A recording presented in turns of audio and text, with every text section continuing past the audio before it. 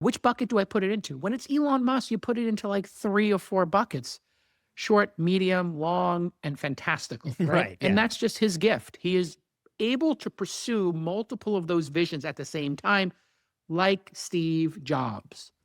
Very few entrepreneurs are able to pursue this kind of vision concurrently. That's his gift. Right. That's his gift. He's able to keep 4 business lines in his brain at once. And I've sat with him while he does meetings. He's got a meeting about the nuances of, the X, formerly known as Yeah. Twitter Yeah. business, and how it's structured, how the functionality works on a very granular basis. And then he's able to task switch and talk to the people about the latest Starlink Yeah. constellation. Then he's able to task switch to long term. Hey, show me the designs of the solar arrays for the data centers in Yeah, space. we saw this at All In Summit. He was talking and he would go on this really long tangent about robotic hands and, oh, we're redesigning Optimus's hands so they more like Correct. human hands. And then he would jump right into, oh, we're going to put these solar panels in space and that's how we're going to power the data center.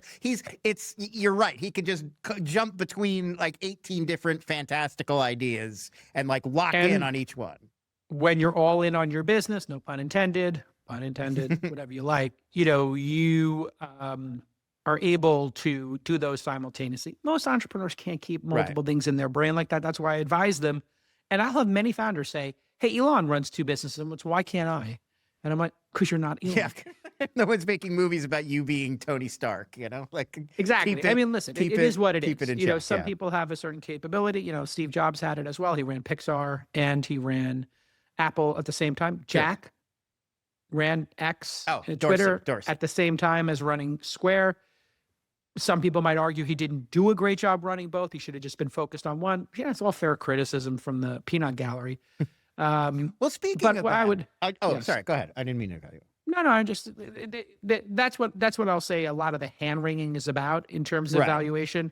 It's just people unable to have a tolerance for ambiguity or multiple business lines. It's just hard for a human brain to do that. Certainly financial people have their brains broken by these type of opportunities because, the East Coast Wall Street folks are just so used to evaluating and weighing a business on earnings and future revenue.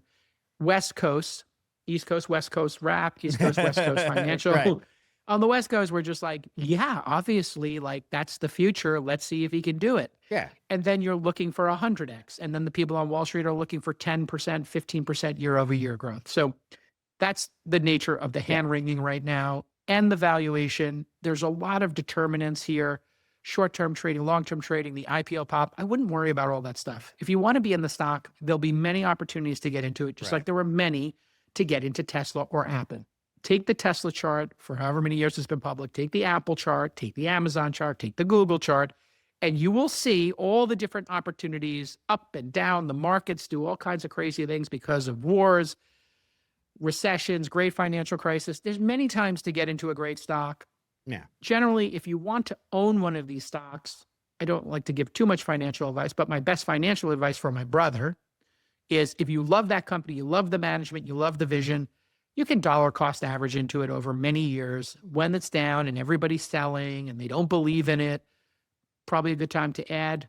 Yeah. When it's at a peak and people are irrationally exuberant, hey, if you need the money, maybe it's time to, pair your position and have some cash for when it goes down again.